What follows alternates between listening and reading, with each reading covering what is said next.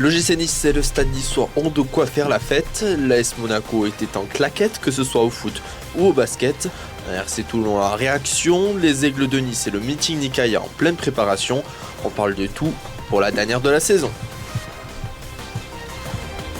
La dernière d'Azurément Sport autour de Bastien Rag, 17h, 18h30 sur EDJ FM.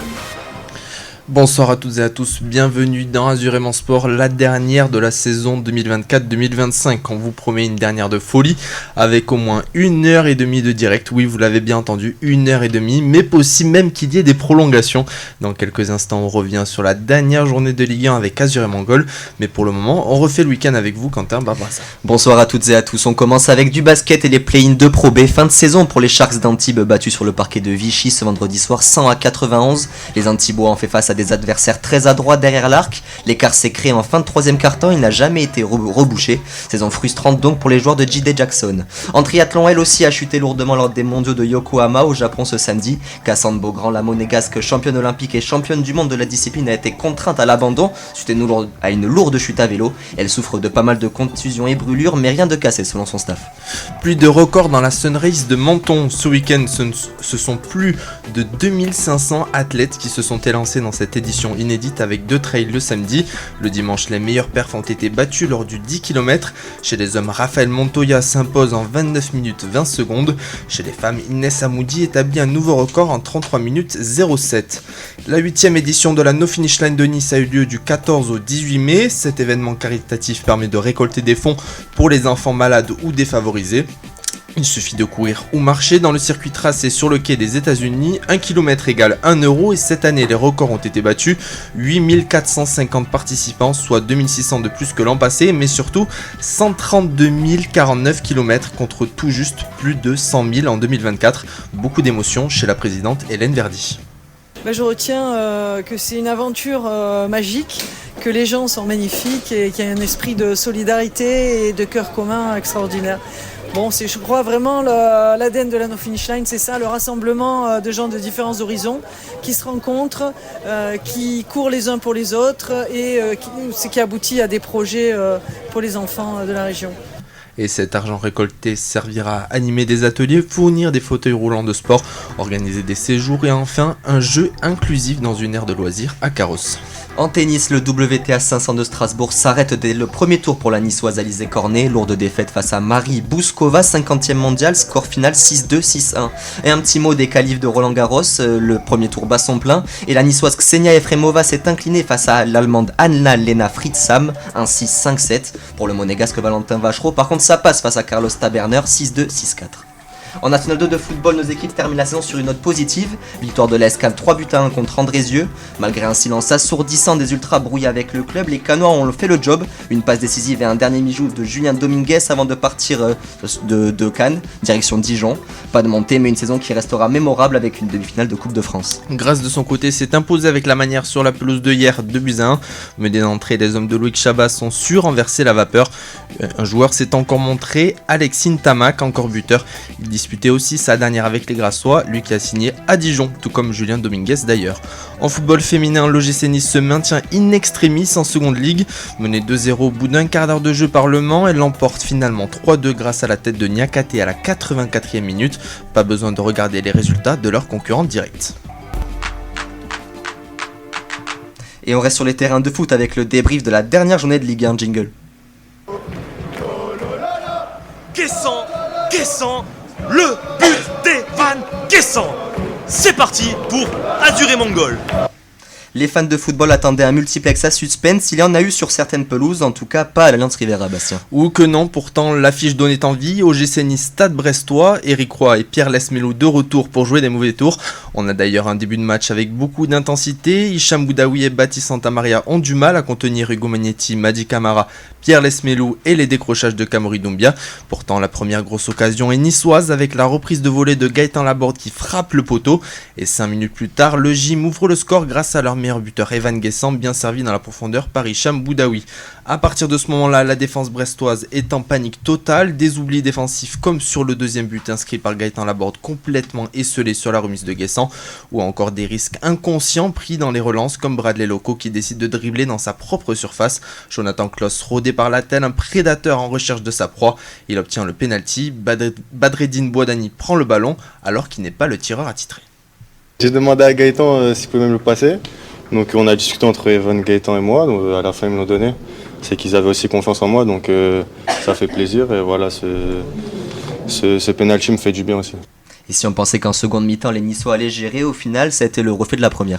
Oui, dès la demi-heure de jeu, l'OGC laisse le ballon breton pour pouvoir ensuite jouer en transition. Les hommes de Francaise le font plutôt bien d'ailleurs. Marcin Bulka n'a pas à s'employer, contrairement à Marco Bizot qui gagne son duel face à Bouanani et permet aussi d'y croire encore un petit peu. Espoir de courte durée puisqu'à la 75e minute, sur une énième chevauchée de Melvin Barr, son centre au second poteau est millimétré. Et que dire du geste de pur numéro 9 de Gaëtan Laborde qui se couche parfaitement sur sa reprise de volée. 4-0. Puis le banc niçois va apporter un nouveau souffle et c'est de lui que vient la belle histoire de la soirée. Sofiane Diop lance en profondeur Terem Mofi, parti à la limite du hors-jeu. Le Nigérian élimine le portier hollandais avant de conclure dans la cage vide. Premier but depuis le 24 avril 2024, c'était au Vélodrome, lui qui avait été éloigné des terrains pendant plus de 8 mois à cause d'une rupture des ligaments croisés. Enfin, Ali Abdi conclut une soirée parfaite par un but un peu chanceux, 6-0, jeu 7 et Ligue des Champions pour le GC Nice qui termine à la 4e place au classement, synonyme de tour préliminaire, de quoi ravir leur entraîneur Francaise. Je pense que sur ces 50 dernières années, Nice n'a pas toujours été 4e. C'est la 3e fois et une 3e place bien sûr en 2016-2017. Qualification pour faire les barrages de Ligue des Champions, c'est pas tous les ans non plus, pour Nice en tout cas. Donc même si tout n'a pas été parfait, je pense qu'elle a quand même été réussie. Maxime Thiette, bonsoir. Bonsoir. Vous êtes journaliste à RMC, vous avez suivi les performances de l'OGC Nice cette année. Est-ce que vous êtes d'accord avec le coach Francaise ? Est-ce que pour vous, c'est une saison réussie ? Oui, une saison réussie globalement parce que c'est rare pour le gym de figurer parmi les 4 premiers comme le disait le coach, mais après il ne faut pas non plus qu'on oublie ce qui a pu se passer dans les autres compétitions que la Ligue 1 avec notamment la 35e place sur 36 en Ligue Europa et l'élimination prématurée en Coupe de France. De nombreux spécialistes juste que cette 4e place c'est un cadeau empoisonné, moi je le pense aussi, qu'en pensez-vous ?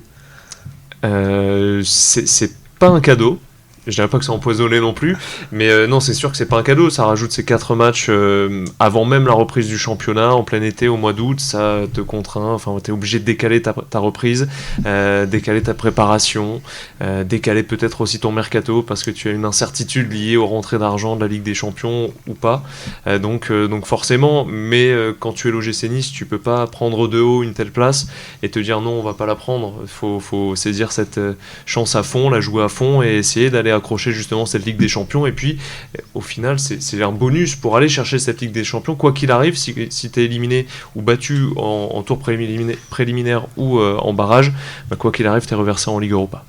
On a une idée déjà des futurs adversaires du gym ou pas du tout ?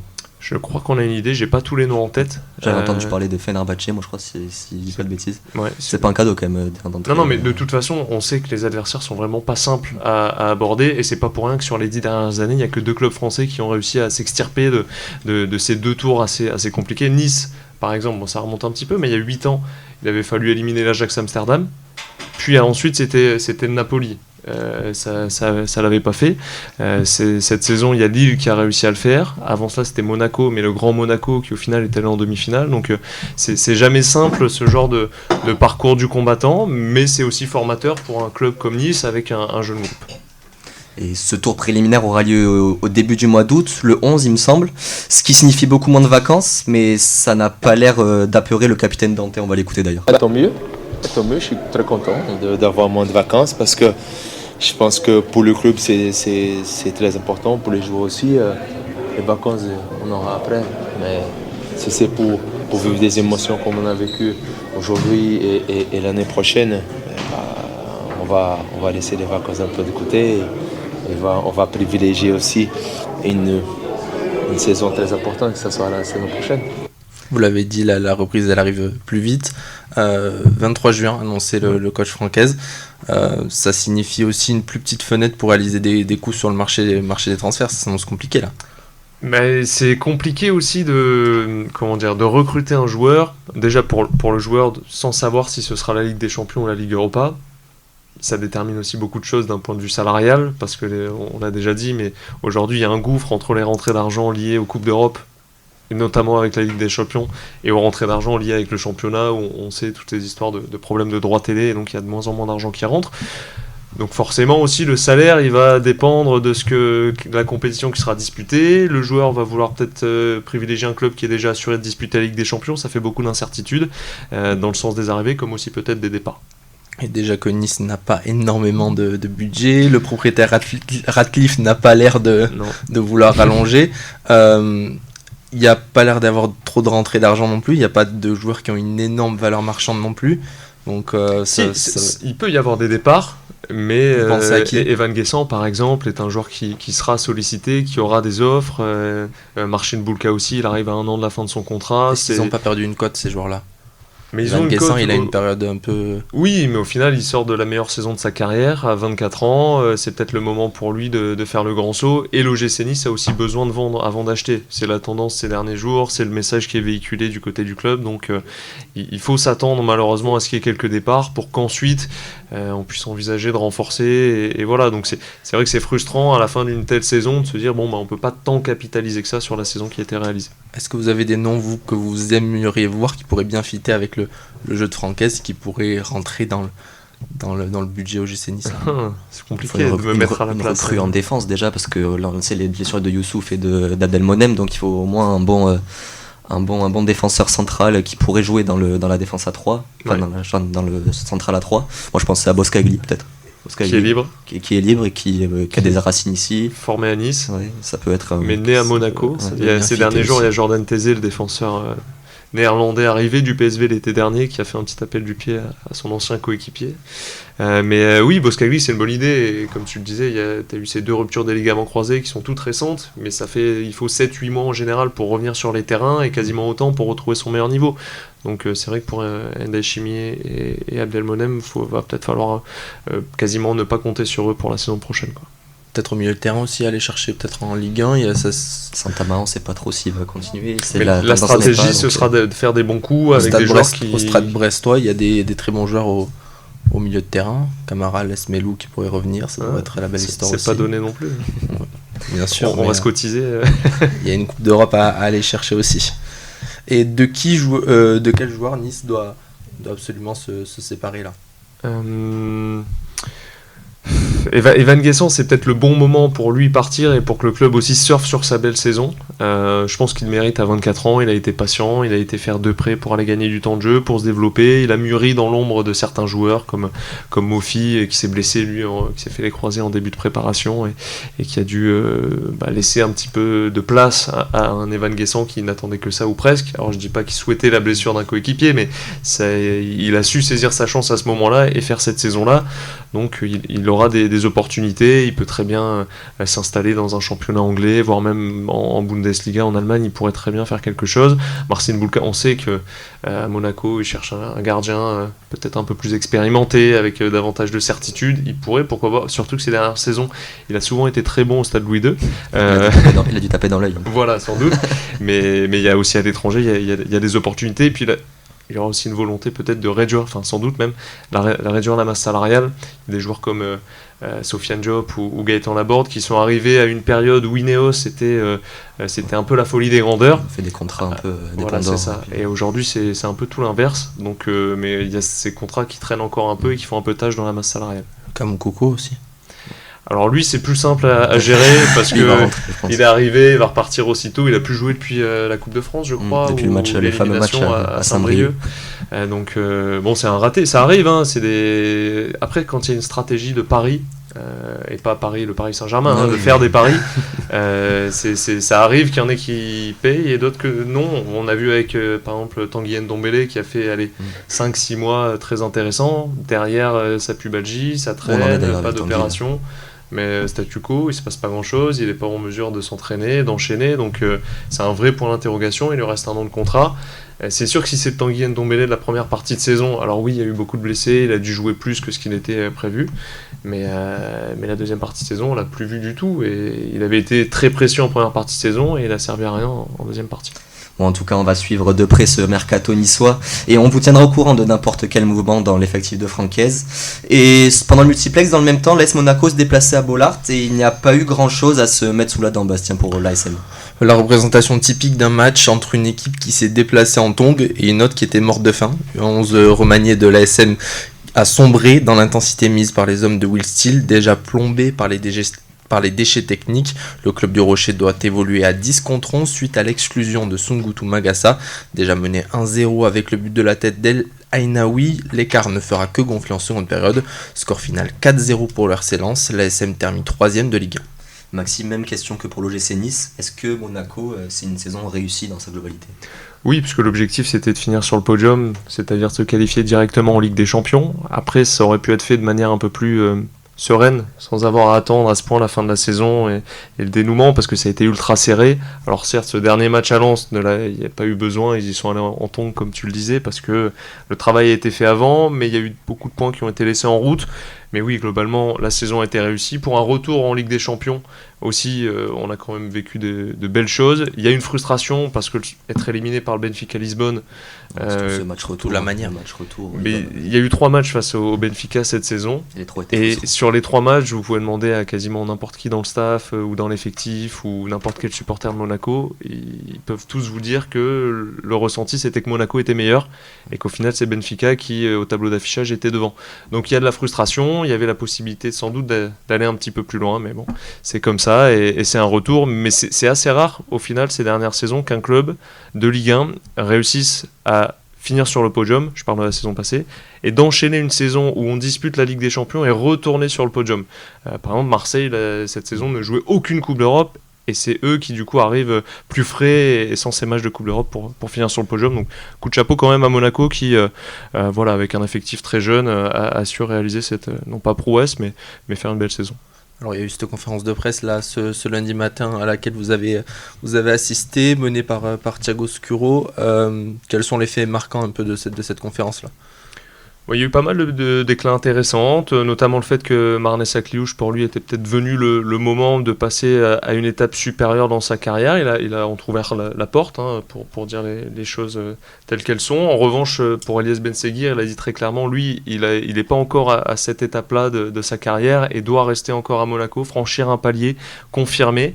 Il y a également eu des choses intéressantes de dites sur les joueurs partis en prêt, par exemple, les stratégies du club où on comprend très vite qu'à l'AS Monaco, prêter un joueur, c'est soit tu es prêté au Cercle Bruges, qui est le club un peu filial, le club petit frère, et là ça veut dire qu'on te considère parce qu'on a encore un peu la main sur toi.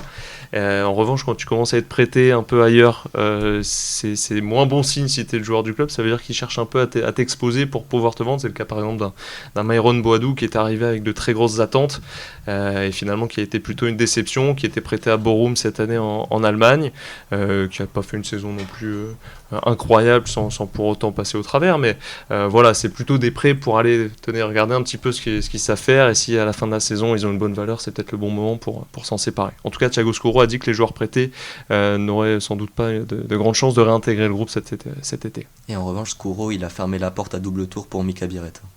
Il a fait 6 mois seulement, il s'est très très vite intégré et très bien intégré. C'est un très gros coup qui a été fait par l'ASM, qui a sorti 13 millions d'euros cet hiver. Alors honnêtement, il n'y a pas grand monde qui autour de la table connaissait, ou dans la salle connaissait Mika Biret avant ce mois de janvier, même s'il avait disputé déjà la Ligue des Champions avec Sturm Graz sur la première partie de saison. Il avait marqué à Lille d'ailleurs. Mais c'est un très gros coup, arrivé pour 13 millions d'euros, forcément c'est pas passé inaperçu d'arriver, de claquer des triplés comme ça, donc forcément certains clubs sont venus au renseignement, mais à Monaco on a dit non, 6 mois c'est trop peu, et je pense qu'à Monaco ils ont besoin aussi d'avoir de la stabilité et de la continuité. Ils s'entendent très bien avec un Brel Mbolo qui lui peut-être est à 1 an de la fin de son contrat, donc s'il a une opportunité peut-être il s'en ira, mais voilà, pour Mika Biret non, c'est pas possible, et il devrait être monégasque la saison prochaine. On a parlé des numéros 9, qu'en est-il de Balogun et Ilinikina alors ? Alors, c'est drôle que tu me poses cette question. J'ai posé celle-là à Thiago Scuro. Est-ce que c'est possible Est-ce que c'est possible d'entamer la saison prochaine avec 4 attaquants sous contrat, à savoir donc Biarret, Balogun, Mbolo et Ileni Kena, 4 joueurs qui ont coûté un petit peu d'oseille, qui ont un certain salaire également. Donc, lui m'a répondu oui, parce que régulièrement, surtout sur la deuxième partie de saison, Monaco a joué avec 2 attaquants de pointe d'entrée. Donc c'est bien d'avoir aussi 2 attaquants sur le banc, sachant que Monaco va repartir pour une saison avec beaucoup de matchs. Donc il faut, voilà.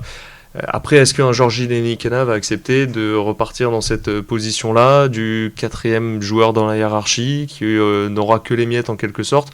Voilà, lui va peut-être vouloir être prêté, mais vu la stratégie du club, c'est peut-être pas un bon choix d'être prêté non plus. Mais des miettes qu'il a toujours réussi un peu à mettre à profit, parce que dès qu'il est rentré, il a toujours été un impact. Moi je me rappelle de ce match contre Barcelone où il rentre et 5 minutes après il met le but de la gagne contre le Barça.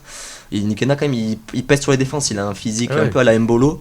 Et du coup, franchement, sans séparer, ça serait dommage. Et je pense préfère à Balogun, moi perso. Il a plus prouvé sur cette année que Balogun. Après, c'est des associations. Oui. Quand ils les font jouer à 2, Hutter aime bien certaines associations qui matchent mieux. En plus, ça dépend aussi de l'adversité. À Strasbourg aussi, il avait fait une bonne entrée, Georgi Ileni Kena, mais sur cette deuxième partie de saison, et notamment sur la toute fin de saison, il jouait avec le groupe élite, la réserve de l'équipe professionnelle, et pour un joueur qui arrivait pour quasiment 20 millions d'euros, voilà, lui s'attendait, surtout que dans la saison, tu le dis, il marque face au Barça en Ligue des Champions, dans peut-être le plus grand match de la saison de l'ASM, on va dire, et derrière, il se retrouve à finir la saison avec l'équipe réserve. Alors, dernière petite question, il y a eu une signature qui a été annoncée officiellement, là, il y a quelques jours, celle d'Eric Dyer. C'est un bon coup pour vous? Oui, c'est un joueur libre. Après, qui dit joueur libre, dit pas forcément gratuit, parce qu'il va toucher une petite prime à la signature, il aura son contrat qui ira avec, surtout qu'il a un joli CV quand même. C'est un joueur qui a fait plusieurs années du côté de Tottenham en Première Ligue, 2 saisons au Bayern Munich, où il était, on va dire, le 3e défenseur central dans la hiérarchie d'une équipe qui joue plutôt à 2, mais avec les blessures, derrière Upamecano, le français, et Kim Min-jae, le coréen, il a joué, je crois, 27 matchs cette saison, donc c'est un joueur qui a de l'expérience, qui peut jouer aussi au milieu, qui a été formé au Portugal, qui peut s'insérer dans différentes cultures, parler dans un vestiaire aussi polyglotte comme celui de l'AS Monaco, c'est important. Donc voilà, j'ai hâte de voir. Et c'est bien pour encadrer aussi ce groupe-là, il y avait un manque d'expérience cette saison, ça a été reconnu par la direction dans la saison, et c'est bien d'entrer, d'avoir cette idée-là, c'est une bonne idée. Et il a gagné son premier trophée avec Harry Kane. On verra ce que ça donnera la saison prochaine. On retrouvera les Monégasques en Ligue 1 mi-août prochain. Messieurs, j'en profite. On finit par un petit quiz. Allez, pour savoir si vous avez bien suivi cette saison. On a droit à un renfort dans le public ou on a droit à l'aide du public S'il y a un joker qui veut s'asseoir sur la 4e chaise, il peut. Evan Guessant a inscrit son 13e but cette saison avec le gym, donc c'est une histoire. Il y en a eu 12 en Ligue 1, mais le 13e c'était contre qui? Le 13e, c'est pas... Auxerre. Non. C'est pas en Ligue 1 du coup. C'était pas en Ligue 1. Si t'as posé la question, c'est la Roma. Non, c'est pas la Real Sociedad. Ah non, c'est Rosario. Non, il loupe son penalty contre la Real Sociedad. C'était en Ligue Europa. C'était en Ligue Europa. Il y en a que 4 des. Donc il n'y en a pas eu beaucoup de marqués. Il y en a eu un face aux Glasgow Rangers parce que tu perds 4-1. C'est Bonani qui met un coup franc là. Ouais. Rangers, on était parti. Donc c'est à l'Union Saint-Gilloise. C'est à l'Union Saint-Gilloise, le 12 décembre dernier. En Ligue 1, les 2 meilleurs buteurs de l'OGC Nice sont Guessant avec 12, Laborde avec 11, qui complète le podium.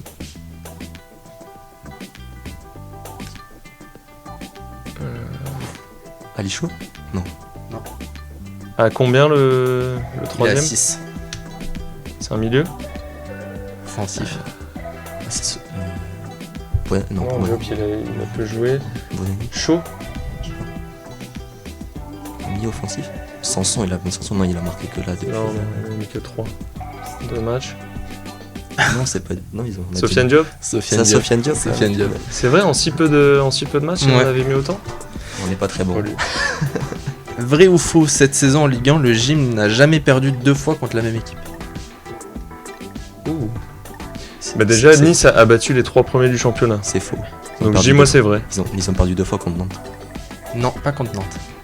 Mais donc c'est faux. C'est faux, mais il faut trouver l'équipe. C'est bien faux. Et ça va être une surprise. Contre qui t'as perdu 2 fois Il y en a que 2 où t'as perdu à la maison. Donc c'est Nantes et... Nantes, il y en a un deuxième. Ça a été dit dans le public. Lyon. Ah oui, Lyon. ils se font voler là-bas. Ouais, mais aussi. On passe côté AS Monaco. Vrai ou faux, l'AS Monaco n'est même pas dans le top 10 des meilleures équipes à l'extérieur cette saison en Ligue 1. Vrai. Si, mais de peu. Faux, ils sont 9ème avec 6 victoires, 4 nuls, 7 défaites. Mika Biarritz, c'est le meilleur buteur cette saison en Ligue 1 avec 13 buts. Ensuite, il y a 4 joueurs à 6 buts. À Monaco, dans le groupe monégasque.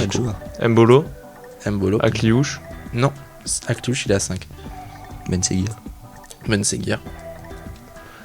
En Ligue 1. Balogun, il a fait une grosse début de saison, non? Pas Balogun. Kerrer, il est à 5. Toute compétition confondue. Ouais, Minamino. Ouais, Minamino. J'ai entendu, j'ai eu un petit. Minamino et Zakaria. Zakaria, c'est vrai qu'on On n'en a pas tellement parlé, mais le débat des gardiens, il est toujours présent à l'AS Monaco. Ah oui. Mais lequel des deux, là, entre Keun et Majewski, a le plus joué cette saison? Keun. Je dirais Keun aussi. Keun. C'était le piège, ils ont autant joué. Égalité, 23 matchs de chaque côté. Après, ça fait longtemps qu'il a pas joué Majewski, donc on est un peu biaisé par ça. Et puis Keun, il fait le début de saison. Après, il a un trou. Après, Majewski se blesse, donc il rejoue notamment au Trophée des Champions. Et il termine la saison aussi. Très bien. C'est fini pour ce quiz foot. J'aurais pas dit très bien non plus, mais bon, allez bien si tu veux. On était pas fameux, hein. On se rattrapera peut-être après.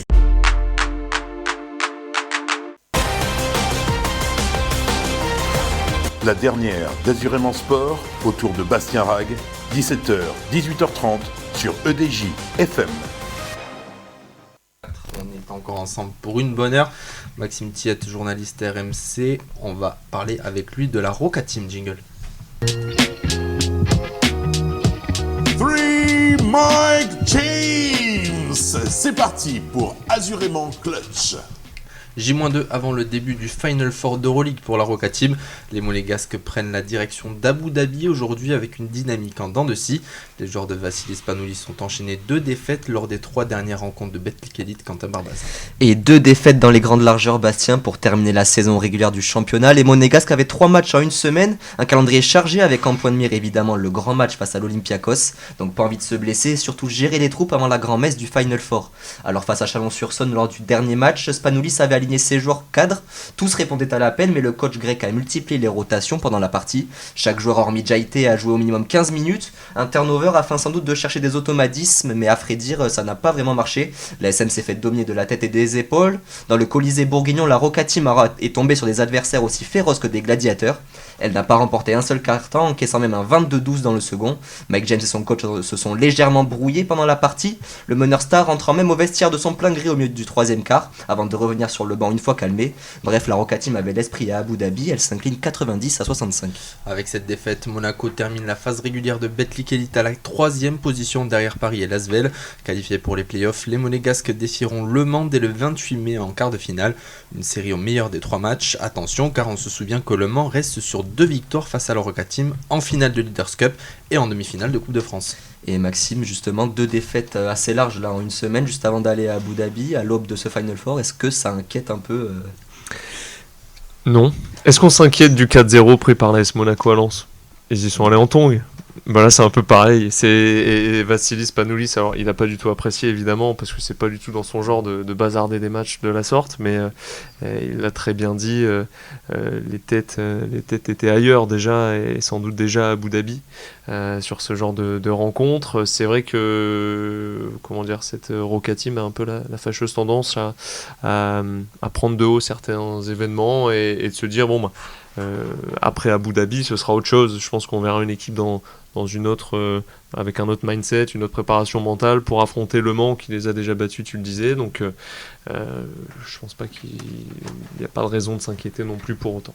On a vu une grosse défaite face à Bourg-en-Bresse à Gaston Médecin. Mike James il s'était fait exclure, il y avait d'autres joueurs aussi. Là une petite embrouille avec Spanoulis, c'est pas le moment quand même de tout balancer et de s'embrouiller entre eux là. C'est clair, surtout qu'on a connu déjà pas mal de hauts et de bas dans la saison monégasque, mais j'ai l'impression que c'est régulier, c'est récurrent. Les saisons précédentes c'était ça aussi, et puis une fois les playoffs arrivés, ils switchent mentalement, c'est différent pour eux ce genre de rendez-vous. Et puis je pense que dans une carrière pour un Final Four de l'Euroleague. C'est presque, enfin, il n'y a pas plus haut. Alors certes, il y a certains joueurs, Mathieu Strazel qui a mis son énorme 3 points avec la faute face au Japon. Enfin voilà, mais ça c'est des moments, comment dire, inimaginables. C'est des moments de folie. Mais un Final Four de l'Euroleague, évidemment, pour eux, c'est incomparable par rapport aux 3 dernières journées du championnat de France, où certes, voilà, ils ont laissé filer l'avantage du terrain, ils vont jouer face au Mans. Si ça passe derrière, ce sera l'Asvel, je crois, en demi, puis potentiellement Paris en finale, sans l'avantage du terrain, mais voilà, ils sont capables de le faire de toute façon. Et justement, là, le championnat, l'Asvel finit second, Paris premier. L'an dernier, Monaco avait survolé les débats. Cette année, ça semble plus serré. Est-ce que c'est plus ouvert que jamais, ce championnat de Betclic Elite? Ouais, j'ai l'impression que chaque année, on se dit, ce sera peut-être, attention aux Monégasques, ce sera peut-être plus compliqué cette année. Il y a eu l'année avec Wembanyama notamment. Il y a eu l'année passée avec le Paris Basket qui avait déjà explosé et remporté sa Coupe d'Europe. Forcément, c'est bien d'avoir eu le Paris Basket qui fasse une telle saison en Euroleague pour son entrée dans la compétition. Donc on s'attend à des finales niveau Euroleague, avec aussi l'Asvel qui aura son expérience, son vécu et sa qualité, sa fougue pour faire le travail. Et les embêter le plus possible, parce qu'on a envie de voir des séries accrochées. C'est bien quand Monaco est champion, mais si c'est des sweeps et des succès nets et faciles à chaque fois, c'est dommage. Pour le championnat, c'est bien qu'il y ait aussi de la concurrence. Il y aura un esprit de revanche quand même contre Le Mans, je pense, parce qu'on les ont battus 2 fois, ils leur ont enlevé deux trophées sous le nez, donc il va falloir... Qu'est-ce qu'il va falloir faire sur ce match face au Mans Justement, revoir peut-être ces images-là, se souvenir de, voilà, regardez ce qu'ils vous ont fait là, il n'y a pas si longtemps, ce qu'ils vous ont fait subir, vous les avez pris de haut. Je me souviens, c'était la finale de la Leaders Cup, c'est ça, où en plus au Mans il y avait pas mal d'absents. Ils jouent à 7. Ouais. Et ils se font rouler dessus, ils n'arrivent pas à revenir, ils font un match de traînard dans le Money Time, ça marche pas. Et derrière, ils aiment pas quand ça va pas dans leur sens, donc derrière tout de suite ça pète un peu les plombs. Il y a des colériques, hein. Tu parlais de Mike James tout à l'heure, quand ça va pas dans son sens, c'est le premier à rentrer au vestiaire et à faire savoir quand il est pas content. Donc va falloir qu'ils osent leur niveau de jeu, qu'ils montrent autre chose que ce qu'ils ont montré sur les précédentes rencontres face au Mans, et surtout qu'ils digèrent le Final Four de l'Euroleague, quoi qu'il s'y passe, hein. Parce que si tu remportes le dimanche soir la tombola, va pas falloir faire la fête pendant 5 jours, parce que je crois que c'est le mercredi le premier match, donc va falloir digérer le vol, digérer éventuellement les festivités d'un sacre européen qui serait quand même exceptionnel. Et dans le sens inverse, si t'es éliminé, si t'es battu, t'auras pris un coup sur la casquette, et il va falloir se remettre au travail pour aller sauver les meubles en allant chercher la Betclic Elite. Justement, avant, il y a le Final Four d'Euroleague, on en parle maintenant.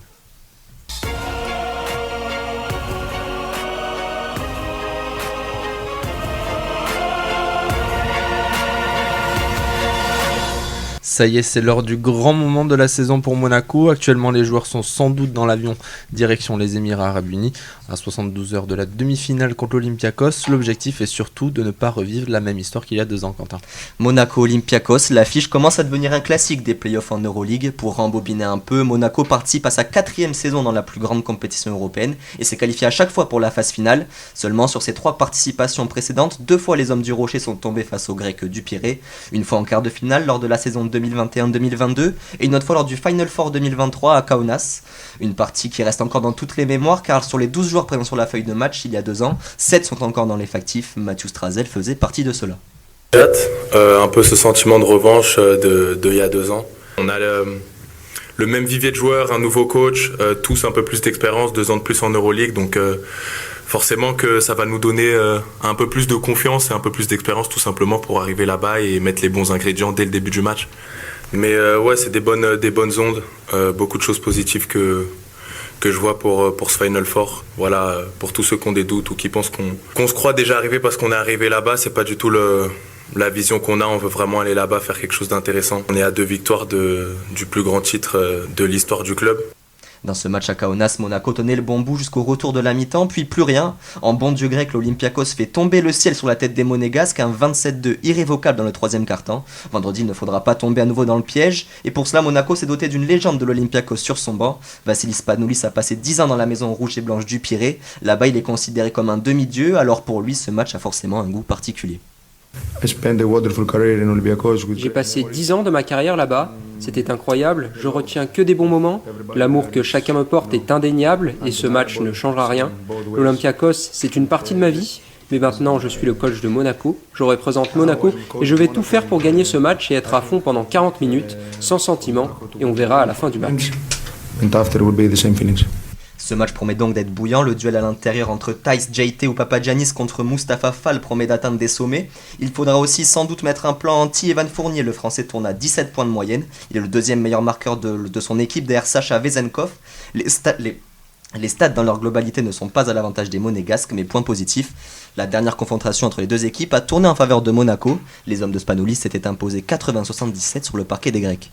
Un match qui sent la poudre et que tout le monde attend à Monaco. Rendez-vous vendredi 20h heure française pour l'entre-deux. Maxime, hier a eu lieu la conférence de presse d'avant-match et on a senti un Mathieu Strazel et un Vassis Spanoulis plutôt détendus, ça va. Oui, détendu parce que pour l'instant, à ce moment-là, c'était encore loin pour eux, tout ça peut-être. Là, ils sont dans l'avion, ils vont arriver sur place, ils vont se rendre compte de l'effervescence autour de ce Final Four et prendre conscience du rendez-vous qui est devant eux parce que c'est rare, un Final Four dans une carrière. Et ils ont eu la chance, vous le disiez, de vivre ça pour certains il y a 2 ans. Mathieu Strazel notamment, même s'il n'avait pas du tout le même rôle, il avait quasiment pas joué. Il avait joué seulement la petite finale, on va dire, face à Barcelone, quoi. Mais ils ont un grand rendez-vous face à un grand d'Europe. Et le vécu, l'expérience, on sait que ça peut compter dans ce genre de rendez-vous. Mathieu est arrivé avec une poche de glace sur la cuisse, on s'est un petit peu inquiété, on espère rien de grave, mais ouais, ce serait un vrai coup dur de le perdre ou de ne pas l'avoir à 100% là. Oui, parce qu'il est monté en puissance ces dernières semaines, ces dernières saisons aussi plus globalement, mais on attendait peut-être davantage cette saison d'un Nick Calates qui est arrivé avec un très gros CV, son vécu, son expérience, et qui depuis ces derniers temps, même sur la série face à Barcelone, c'est plutôt Mathieu Strazel qui a pris ses minutes et qui a joué et qui a confirmé son statut de jeune meneur français qui sera capable d'avoir un vrai rôle à jouer aussi sous le maillot bleu lors de l'Eurobasket prochainement, mais aussi lors des prochaines grandes échéances. Donc il assume son statut, il a d'ailleurs prolongé son contrat avec la Roca Team là, jusqu'en 2029. Donc c'est bien, il s'épanouit ici, il veut poursuivre et il incarne ce projet monégasque. Et plus de 6 mois que Vasilis Spanoulis est arrivé, qu'est-ce qu'il a changé par rapport à Sacha Obradovic dans le jeu de l'AS Monaco ? Il a voulu et il a su le faire, il a réussi à le faire en tout cas très vite, faire passer son équipe dans une dimension plus collective, là où avant Sacha Obradovic peut-être laissait davantage la balle à un Mike James qui jouait en 1 contre 1 en isolation et essayait de faire ses différences, et à partir de ce moment-là on a surtout vu les statistiques par exemple sur la ligne de passe de Mike James exploser. Donc voilà, un jeu un peu plus collectif, même si parfois ça retombe, les Monégasques retombent un peu dans leur travers, surtout dans les moments chauds où ils aiment bien garder le ballon sous le bras, attendre, aller faire tourner le chrono et déclencher quelque chose en 1 contre 1 à 8 secondes. Ils ont des superbes joueurs de 1 contre 1, il ne faut pas qu'ils en abusent non plus. Et bien évidemment, le coach a été interrogé sur son lien avec l'Olympiakos, la question qui lui a été posée de savoir si ce genre de match est plus simple à vivre en tant que joueur ou coach, lui qui a soulevé 3 fois l'Euroleague dans sa carrière. Voici sa réponse. Pour moi, il n'y a pas de pression. Je ne la ressens pas quand je joue et que je coach au basket. Et puis j'aime ça, c'est cette pression qui a fait le joueur que j'étais et peut-être le coach que je suis maintenant. Je pense de toute façon que j'étais moins bon quand j'avais la pression.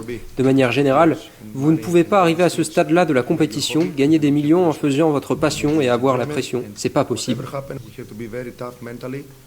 Alors Maxime, est-ce que le fait d'avoir Vasilis Spanoulis sur son banc pour Monaco, c'est un atout en plus là, oui, surtout face aux Grecs? Oui, ne serait-ce que médiatiquement. Je peux vous assurer qu'il y a 2 clubs grecs, l'Olympiakos et le Panathinaikos, tous auront les yeux rivés sur la légende vivante du basket grec, à savoir Vasilis Spanoulis. C'est lui qui va prendre toute la foudre médiatique et ça va décharger un petit peu les joueurs, et c'est tant mieux, même si forcément Mike James et consorts seront forcément visés, mais lui il a ce vécu, il sait comment gagner, il a ce mental un peu de voilà, c'est comment dire, c'est un mental de champion, un mental d'acier.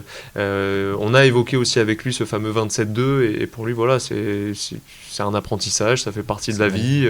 Justement, faut en tirer profit. Faut essayer d'en tirer profit. C'est pas évident, c'est facile à dire, c'est sûr, mais voilà, essayer d'avancer, d'aller de l'avant après ce rendez-vous et en tirer le maximum et éviter que ça se reproduise, évidemment, parce que je me souviens, j'étais dans la salle il y a 2 ans et à la mi-temps, j'étais vraiment en train de me dire, ils sont à plus 12, je crois, de mémoire, quelque chose comme ça.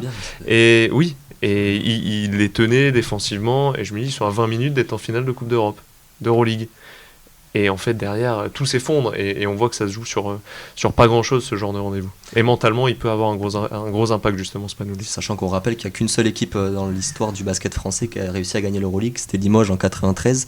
Est-ce que pour vous, Monaco peut le faire cette année ? Monaco peut le faire.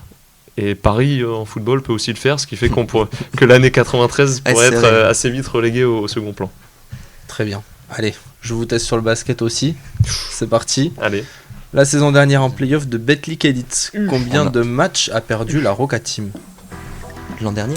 Ouais. 1. Non. 2. À chaque fois à domicile, en plus au premier tour ils ont gagné 2-0 face au Portel. C'est en demi-finale qu'ils perdent une fois face à Bourg-en-Bresse dans le match 2 de Rizaché. et contre Paris aussi dans le match 2. En Euroleague, Monaco a une meilleure attaque que l'Olympiakos, vrai ou faux ? Je dirais faux, mais si tu poses la question, c'est que ça doit être vrai. Ouais, vrai. C'est vrai.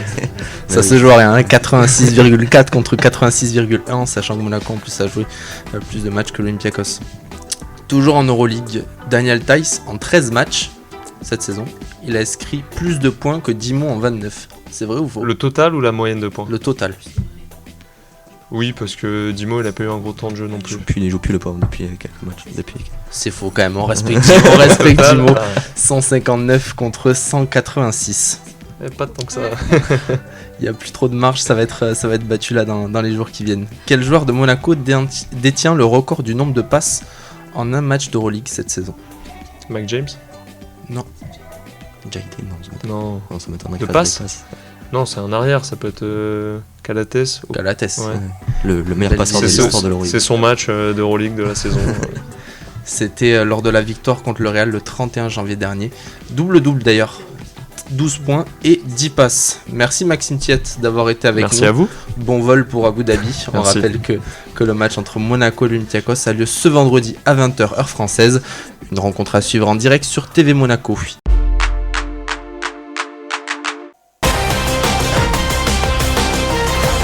La dernière d'Azurément Sport autour de Bastien Rag, 17h, 18h30 sur EDJ FM. 17h53 et c'est le moment d'ouvrir la page rugby. C'est parti pour Azurément Molle.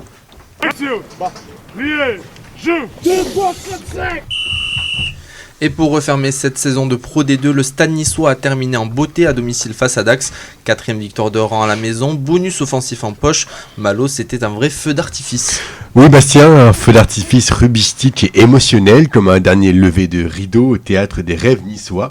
Dans l'enceinte du stade des Arboras, baigné de soleil et d'espérance, les hommes d'Alexandre Compan ont livré une partition pleine à l'image d'un orchestre enfin accordé. Score final 36-19 et cette victoire c'est d'abord celle d'un Pat qui a imposé sa loi comme César ses légions. 2 essais en ballon porté signés de Centurion Idoumi. Pour lui c'était la DER, le chant du cygne avant de plier bagage pour Valence Roman. À la mi-temps, Nice mène 19-13, le combat est âpre mais l'envie est intacte. Et cette fois ce sont les 3 quarts qui ont pris les choses en main. Oui, après la mêlée, la magie. Les lignes arrière se sont libérées comme un torrent après la fonte des neiges. Odiel, Jeune, Joly, Astigny, tous se sont mués en poètes du ballon ovale. L'apogée, ce 5e essai, chef-d'œuvre baroque. Passe sautée d'Astigny, débordement fulgurant de Beaufils, Chistera en suspension, coup de pied à civre et l'essai derrière la ligne. Une œuvre d'art, une fresque digne de la Renaissance, le public s'est levé, les mains jointes comme dans une cathédrale de rugby. Premier bonus offensif de la saison. Enfin, Alexandre Compan d'ordinaire taiseux a laissé percer son sourire au micro. On peut prolonger le championnat ou pas ? On peut pas rajouter des matchs. Qu'est-ce qu'on a fait d'ailleurs ? Écoute, on a appris ce soir qu'il y avait des bonus offensifs. C'est génial, c'est jamais trop tard. Non, on est heureux comme tout ce soir, comme on a toujours dit aux joueurs. On est resté focus sur ce match, on voulait sortir par une belle porte, voilà, on vit l'instant présent. Les mecs, encore une fois, je pense que tout le staff est fier des mecs, de ce qu'ils sont capables de donner sur le terrain malgré notre dernière position au classement. Mais voilà, content de ce soir et du résultat. Et puis ce match, Malo, il avait aussi un goût particulier pour bon nombre de joueurs, notamment pour Lucas Cutaillard. Ce n'était pas qu'un simple match pour lui, c'était un adieu voileux, un chapitre qui se tourne, le regard humide, la voix tremblante. Il a livré un dernier combat avec le corps lourd, mais le maillot serré sur la poitrine. C'est très difficile. Jouer ce match avec beaucoup d'émotions, donc compliqué de rester concentré. Bon, ça l'a plus ou moins fait. Je ne vais même pas revenir sur le match parce que c'est pas ça qui est important aujourd'hui. On a gagné, on a le point de bonus, donc ma performance personnelle c'est autre chose. Mais ouais, personnellement c'est difficile. J'ai passé des très très bons moments, peut-être les meilleurs de ma vie. J'espère que j'en revivrai encore professionnellement comme ça. Des mots simples mais bouleversants, parce qu'au fond le rugby c'est ça, des hommes, des histoires et une communion. Et ce groupe niçois, malgré les tempêtes de sa première saison au Pro D2, a tenu bon jusqu'à offrir dans la lumière dorée du soir un dernier frisson aux fidèles d'Arboras. Et encore une fois, le stade niçois a été porté par ces jeunes, Flavio Aschini en premier plan bien sûr, mais il ne faut pas oublier Kylian Laurence et Alexis Bouton, l'un troisième ligne, l'autre ailier. Nous avons passé un petit moment avec eux au stade Marcel Volo, c'était l'occasion de faire un bilan sur leur saison. Bonjour les gars, vous faites partie un peu de ce qu'on appelle ce second souffle là, apporté au pro là, il y a eu une période un peu compliquée, vous avez pas mal enchaîné. Je vais commencer avec toi Kylian qui a commencé à jouer un petit peu avant. Comment ça s'est passé cette intégration là ? Alors ça s'est très très bien passé directement quand j'ai joué le premier match contre Béziers. Tous les pros ils ont été derrière moi, ils m'ont motivé, ils m'ont encouragé, ils m'ont dit que si j'allais faire des erreurs ça allait pas forcément être très grave, ce qui est normal pour me mettre en confiance. Et franchement depuis que du positif, des bons moments, de la rigolade, tout. Toi Alexis, comment s'est passée cette intégration qui a été encore plus express là ? Ouais, ça s'est fait sur la fin de saison. Après, il y a un très bon groupe qui s'est forgé déjà depuis l'année dernière grâce à la victoire du championnat. Donc tout le monde était déjà un petit peu soudé, on y était déjà. Donc on avait déjà des potes qui jouaient. Mais ça s'est fait assez rapidement et on a eu la confiance des coachs sur la fin de saison. Et ça nous a mis en confiance tous les jeunes qui jouaient. Et on a essayé de donner tout ce qu'on pouvait pour l'équipe. Et que ça aille un petit peu mieux sur la fin de saison. Il y a à peine plus d'un an, vous faisiez partie des supporters lors de la finale à Chambéry. Là, vous jouez avec les pros en Pro D2. Quelle est votre réaction ? Est-ce que vous n'êtes pas dit wow, ça va un petit peu vite là quand même ? Très content. Après, ça faisait un moment qu'on était avec le collectif. Donc on s'attendait peut-être à matcher au moins un match. Mais franchement, de faire ce qu'on a fait... c'était énorme et franchement c'était un rêve qui s'est réalisé pour moi et Alexis aussi je pense. Mais franchement ouais, c'était vraiment cool et d'être sur le terrain et pas dans les gradins, ça fait quelque chose de très spécial, surtout qu'il y a nos proches, il y a nos amis, notre famille qui viennent nous voir, donc c'est encore plus satisfaisant. À partir de quel moment vous avez commencé à intégrer le groupe et à vous entraîner vraiment quotidiennement limite avec les pros ? Ça a été l'année dernière, donc le début de saison en national.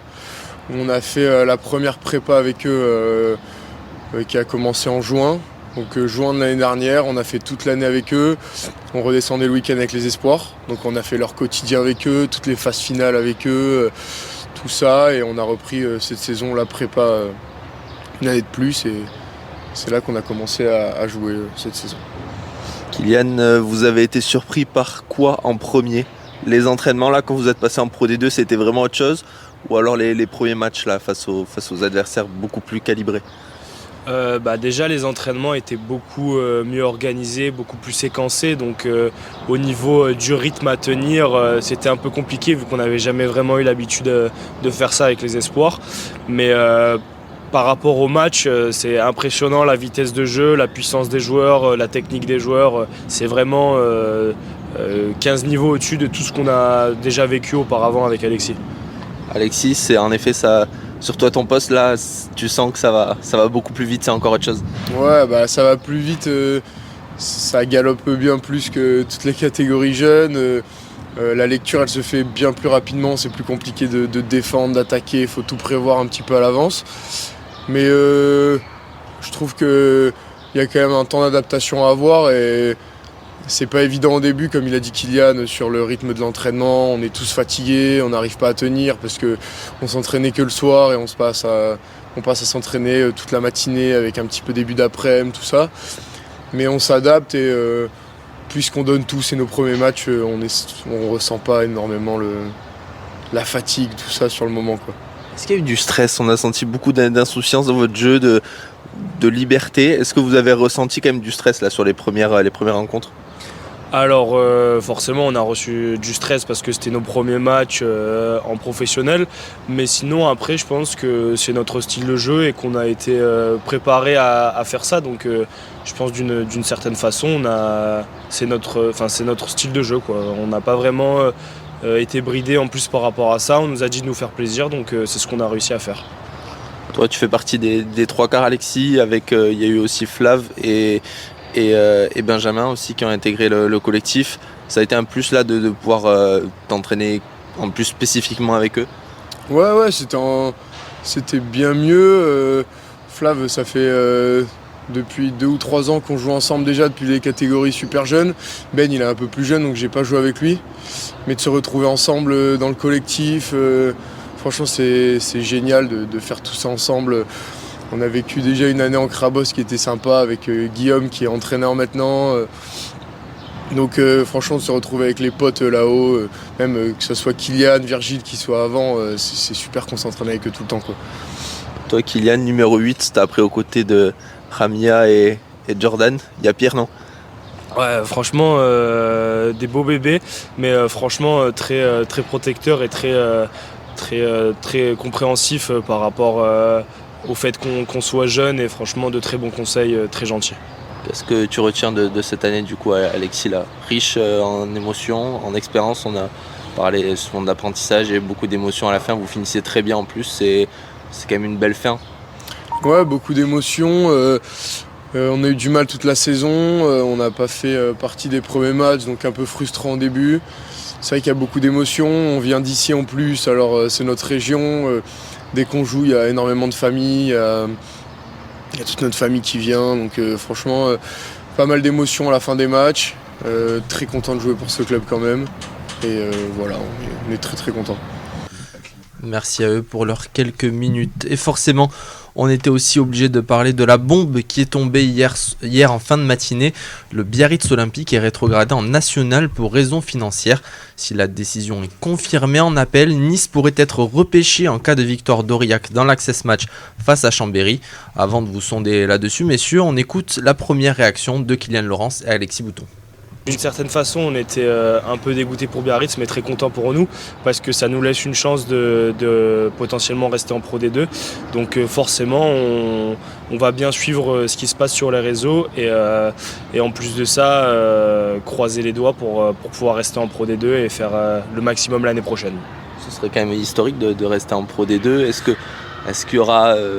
Est-ce que le club s'est préparé à ça dans un sens? Non, puisqu'on a eu un recrutement qui a été fait pour la nationale pour ensuite essayer de remonter. Est-ce que le club, tu penses, est capable de renchaîner une deuxième année en Pro D2 là? Je pense que ouais, bon alors c'est un peu tiré du chapeau parce qu'on s'y attendait pas et que Biarritz c'est un club historique et c'est pas encore fait. Et en plus on n'a même pas la main sur les décisions parce qu'on n'est même pas envoyé en barrage. Mais je pense que le club, ouais, il est prêt à refaire une année de plus. Le recrutement il a été fait en conséquence. De toute façon c'est un recrutement pour la nationale, mais il voit déjà Pro D2 pour dans 2 ans. Donc pour moi la saison d'après on a largement la place d'être en Pro D2. On l'a encore prouvé sur la fin de saison où on se réveille un peu tard mais on se réveille quand même. Parfait, merci les gars d'avoir été avec nous. Merci à beaucoup. vous. Merci à vous. Quentin Barbaza, ce serait vraiment incroyable, ce qu'on appelle un braquage là, de se retrouver repêché en Pro D2 comme ça. Bon, déjà ça reste du conditionnel, donc on va pas mettre la charrue avant les bœufs, parce qu'il y a une décision de justice qui va être rendue pour Biarritz. Ils ont fait appel, donc qui dit appel dit pour l'instant que ça suspend la décision. Et puis oui, il faut s'accrocher à tout ce qu'on peut s'accrocher du côté de Nice. Si jamais il y a un petit trou de souris pour rester en Pro D2, faut y passer, faut le prendre. Sachant que, comme ils l'ont dit les deux joueurs, Jean-Baptiste Aldiger a prévu un recrutement pour remonter quoi qu'il arrive de national. Quoi qu'il arrive, non, parce qu'il faut quand même jouer une saison, mais un recrutement pour monter de National en Pro 2 de l'an prochain. Et que finalement, peut-être que tous ces joueurs qui doivent signer joueront directement au niveau professionnel. Donc ça peut être qu'un point positif pour le club. Et puis ce groupe mérite. On a vu la fin de saison qu'ils ont faite. Ce groupe mérite. On a vu qu'ils avaient le niveau à la fin. Oui, mais surtout au niveau financier, ce n'est pas la même chose. Il y a les droits TV. Je veux dire qu'ils ont fait un gros recrutement. Et Aldiger, pour lui, ce serait un miracle pour lui de rester en Pro D2. Après, il y a quand même une vingtaine de départs, donc on va créer un nouveau groupe. Je pense que ça aurait été pas mal de rester, pour ce groupe-là, de rester en national pour construire, après, dans 2 ans, une remontée en Pro D2. Bon, le projet va être accéléré, mais ça peut être une bonne chose pour le club. De toute façon, on va rappeler, il faut que Aurillac perde le barrage quoi qu'il arrive, pour que Aurillac gagne le barrage, pour que Nice puisse se maintenir. Il faut qu'il n'y ait qu'une seule descente. Et que si Biarritz ne gagne pas l'appel. Donc il y a encore pas mal de chemin à faire. Mais pour l'instant, Nice, on commence à acheter les drapeaux, les écharpes d'Aurillac, à tous les supporter dans 10 jours, parce qu'on ne sait jamais si les Cantaloups arrivent à le faire.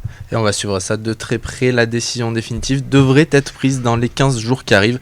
Le barrage entre Aurillac et Chambéry, c'est le 1er juin. Et pour cet avant-dernier déplacement de la saison, on passe en top 14. Le RCT a soufflé le chaud et le froid à Pau. Une défaite 25-21, mais un point de bonus défensif arraché en toute fin de match. Malo, tu as vu un Toulon à 2 visages. Un RCT à 2 temps, 2 visages, 2 histoires dans le même match. Une première mi-temps cauchemardesque où tout semble aller de travers, et une seconde plus lumineuse où les Toulonnais enfin retrouvent leur orgueil. Pourtant, on croit au départ rêvé. Jules Danglot pense inscrire un essai dès la première minute. Mais Monsieur Kay revient à un en-avant au début de l'action. Derrière ses pots qui impose sa loi, Lexio Joulashvili en force, Dobagna au pied, Dayton dans l'intervalle. À la pause, c'est un RCT dos au mur, mené 20-0 comme perdu dans la brume béarnaise. Et puis en seconde période, la révolte. Oui, comme un sursaut de fierté. Certes, Pau marque encore à la 48e 25-0, mais c'est là que Toulon se réveille. Melvin Jaminet d'abord, puis Gabin Villiers, son bandeau visé sur le front, aplati lui aussi. En moins de 5 minutes, Toulon revient à 25-14. Les rucks claquent, les courses s'enchaînent, et à la 75e minute, Kai Sinclair surgit, nouvel essai, 25-21, le doute change de camp. Mais le chronomètre file et la section béarnaise verrouille la fin de match. Pas de victoire, mais un point arraché avec les tripes et un sentiment de frustration que résume très justement l'ouvreur toulonnais Enzo Hervé au micro. Oui, bien sûr, des regrets parce qu'on voit qu'on est capable de faire de belles choses en deuxième mi-temps, et voilà, on s'est dit des choses avant le match. On venait ici pour faire un résultat, même si on a pris un point. Mais voilà, sur la première mi-temps, on est passé à côté complètement, et puis on le paye cher à la fin. Trop de points encaissés contre une belle équipe de Pau, c'est trop difficile de revenir, même si on est revenu à 4 points. Voilà, on peut pas jouer 40 minutes pour essayer de gagner l'extérieur. Et côté staff, Pierre Mignoni n'a pas caché son agacement. Oui, un constat lucide presque amer. Le manager varois a insisté sur la spirale mentale dans laquelle son équipe est piégée depuis l'élimination européenne. Un manque de constance, d'engagement dès le départ, mais il retient quand même ce second acte plein d'orgueil. Depuis le quart de finale, c'est vrai qu'on est dans le dur, il faut le reconnaître, mais c'était il y a déjà un mois, plus d'un mois. Et on me parle encore de confiance, de trucs. Donc à force de se répéter sans arrêt, on perd la confiance, ceci, cela, les émotions, ça dure que 5 minutes, normalement. Et quand on répète des émotions négatives, elles restent, et on les entretient, on les nourrit, et on n'est pas ce qu'on doit être, comme on a été en deuxième mi-temps. Donc j'espère que cette deuxième mi-temps, elle va leur faire du bien. En tout cas, moi, elle me conforte dans le sens qu'on est capable d'eux, mais ça, je le sais depuis longtemps. Mais c'est pas suffisant. Voilà, aujourd'hui, c'est pas suffisant pour gagner à Pau, même si on est revenu dans ce match. Merci Malo Comore. Le RCT aura une semaine donc pour souffler avant de conclure la saison régulière à Mayol face à l'UBB le 1er juin. Dernier acte avant les phases finales. Et on ouvre désormais notre livre Omnisport avec en premier chapitre le hockey sur glace. Avec nous pour en parler, notre 4e invité du soir. Il est le nouveau manager général des Aigles de Nice. Bonsoir Jean-François Dufour. Bonsoir. Vous arrivez en provenance du club de Grenoble. Comment s'est passée un peu cette acclimatation sur la Côte d'Azur? Un petit choc thermique peut-être? Ouais, c'est sûr, la température un peu mieux qu'à Grenoble, même si dernièrement on a eu du beau temps. Je suis pas encore arrivé à 100%. J'ai fait beaucoup depuis la fin de saison. Là, j'ai fait beaucoup d'allers-retours entre Nice et Grenoble, il faut déjà trouver une place pour rester. C'est pas évident de trouver une demeure sur la Côte d'Azur. Fait qu'on est patient, on regarde, comme on dit par chez nous, on magasine les maisons, puis on va venir s'installer sûrement avec la famille début juillet. Le président Philippe Bastos est un ami de longue date. Depuis combien de temps vous avez cette envie de travailler ensemble? Écoute, ça fait 30 ans qu'on se connaît. Hein, on s'est connus à l'âge de 18 ans. On était à l'école ensemble, on a joué au football américain ensemble, puis on s'est côtoyés pendant toutes ces années, souvent avec beaucoup de paroles en l'air, hein, beaucoup de projets, de dire ça serait le fun de partir sur un projet, on ne savait pas lequel, puis là, quelques années, mais on parlait beaucoup sur le hockey sur glace, même peut-être moi, ça aurait été un retour au Canada, puis aller travailler avec lui là-bas au Canada, puis finalement, c'est, je dirais, sur les 2 dernières années, ça s'est un peu concrétisé.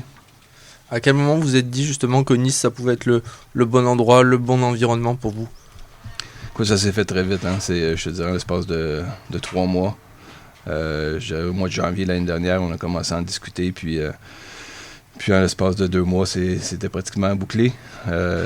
C'était des discussions un peu en l'air comme ça, puis quand on a regardé un peu plus en détail, moi je connais la Magnus quand même en profondeur, puis on s'est rendu compte que Nice, depuis quelques années, hein, je trouvais moi qu'il manquait de structuration, ça avançait pas trop.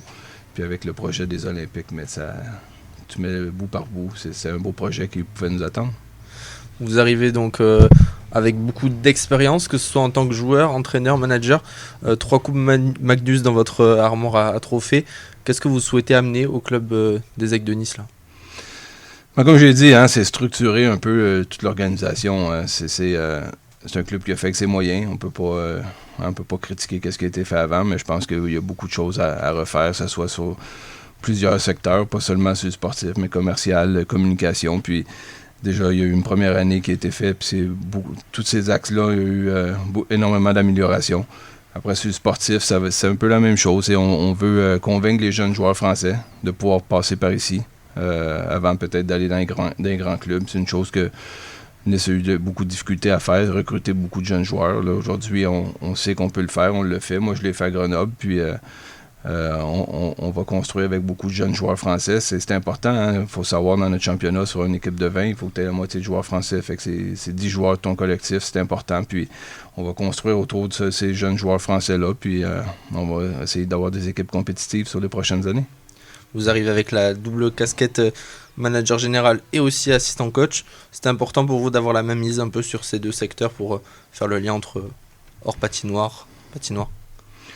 Oui, c'est important. Puis pour structurer, on est une petite organisation, fait qu'il faut tout le monde donne un peu la main sur plusieurs secteurs. Puis j'ai été entraîneur, j'ai été joueur, j'ai été entraîneur, je connais le métier. Puis c'est important d'être capable, si on veut développer des jeunes joueurs, si on veut aider le hockey mineur, mais je me suis dit, il faut que j'aide au maximum, puis c'est pour ça que je vais retourner un peu sur le banc, sur la glace, aider les entraîneurs pour qu'on aille dans la bonne direction. Vous arrivez pour épauler donc Marc-André Lévesque qui passe en head coach et Pascal Marguerite qui fait le sens inverse. Pourquoi ce choix-là de propulser Marc-André? Écoute, il a fait, tu sais, l'année dernière, ça n'a pas été facile. Il a été mis dans une situation quand même assez compliquée. Hein. Il a pris l'équipe, il restait que quelques matchs, il a fait les playoffs, il a réussi à emmener son groupe. On a eu beaucoup de bons échos. Hein. Les gens autour de lui nous ont dit énormément de bonnes choses. Puis ça me fait penser un peu à moi quand j'ai eu ma première chance comme entraîneur. J'étais joueur, puis on m'a proposé le poste d'entraîneur à Grenoble en 2010.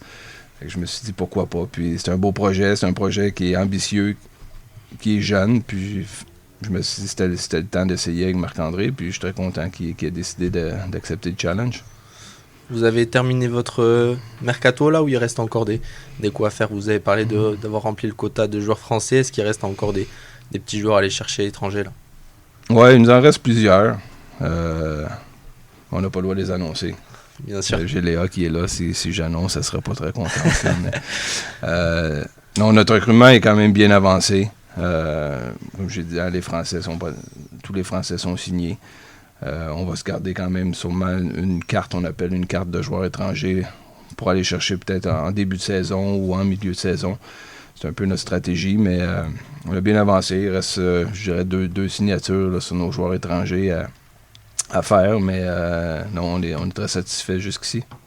Un mot sur le départ d'Adam Rashka. C'est un vrai coup dur de l'avoir perdu ou c'est une décision de votre côté?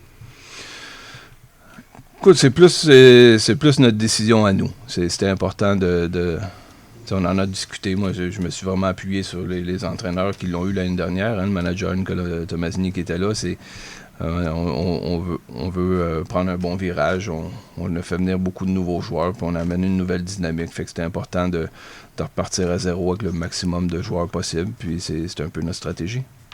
La préparation pour la saison prochaine a déjà commencé. Vous reprenez aussitôt d'habitude ou c'est vous qui avez ordonné un peu de reprendre avant? Je ne sais pas ici à quelle date qu'ils reprenaient. Nous, à Grenoble, ça a toujours été aussitôt. C'est important. Encore une fois, on parle de... On veut emmener une exigence à un niveau supérieur, puis ça commence en intersaison, c'est important. Fait que la saison a été terminée, les joueurs sont déjà en entraînement, que ce soit glace, hors glace, puis c'est le moment fort pour être capable d'avoir des bonnes performances sur une saison de 8 mois, mais ces 3-4 mois-là en intersaison sont importants. Et pour revenir sur cette conférence de presse qui avait eu lieu il y a un peu moins d'un mois, Marc-André Lévesque qui nous a confié vouloir retourner en play-off, lui qui n'a pas encore disputé les play-downs avec Nice. Vous voulez mettre en valeur un projet plus à long terme avec beaucoup de patience. Vous restez sur votre position ou il y a quand même un petit objectif de play-off au moins à aller chercher la saison prochaine? On est toujours sur le même projet. On va être patient, on va construire de la bonne façon, mais on est des compétiteurs. Hein, fait qu'on va faire les play-offs, c'est notre objectif. Quand tu fais un sport professionnel, quand tu es athlète professionnel ou tu es entraîneur, tu veux faire les play-offs, tu veux te donner une chance d'aller chercher un titre. Puis oui, on est loin d'être les favoris, mais j'ai toujours eu comme devise, peu importe, hein, si tu travailles de la bonne façon, tu te donnes toujours une chance.